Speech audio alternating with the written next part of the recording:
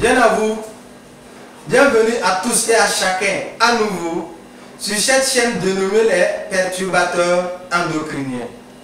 Une chaîne qui a pour leitmotiv la sensibilisation, d'insister, d'attirer l'attention sur la dangerosité des effets des perturbateurs endocriniens autour de vous.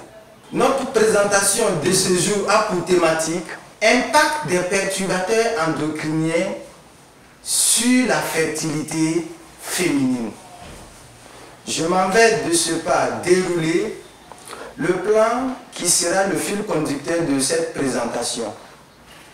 Nous allons marquer la nuance entre effet et impact dans le jargon scientifique.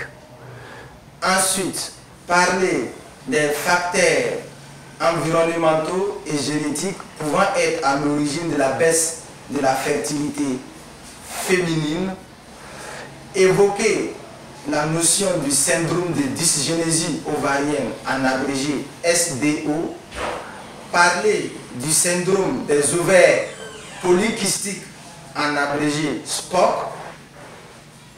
Évoquer la notion de l'endométriose. Parler de la sempiternelle question de la fumée de la cigarette. Vous présenter le top 10 des éléments classés perturbateurs endocriniens et nous terminerons par une conclusion. Comme de coutume, nous allons vous demander de vous abonner, de partager et surtout de liker.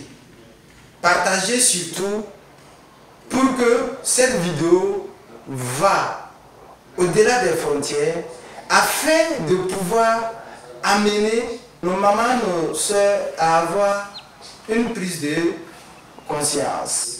À partir des années 2020, plus précisément en 2021, toute une panoplie de livres et d'articles ont été publiés afin d'attirer l'attention sur cette problématique des perturbateurs endocriniens. D'une part, je m'en vais citer un premier article qui était sous la direction d'une équipe de recherche nigérienne, à sa tête le professeur Oris Ebere Orisakwe, qui cet article a pour titre Emerging Pollutants in Nigeria et Systematic Review. En 2021 également, nous avons la publication d'un livre de la journaliste française Corinne Lalo intitulé Les grands désordres hormonaux, ce qui nous empoisonne à notre insu.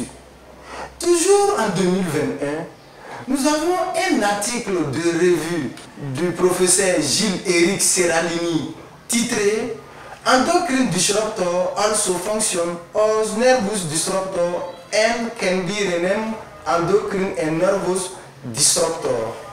Cet article a été publié en 2021.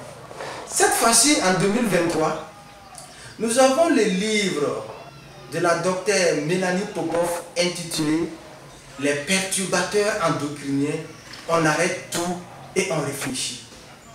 En 2024, nous avons le livre de la chercheuse Nathalie Bonvalot intitulé Les perturbateurs endocriniens vers une meilleure prévention des expositions. D'autre part, ces différents livres ci-dessus mentionnés nous amènent, si on ne prenait pas en compte, à prendre à bras le corps cette notion des perturbateurs endocriniens avec son lot de maladies que nous observons de plus en plus.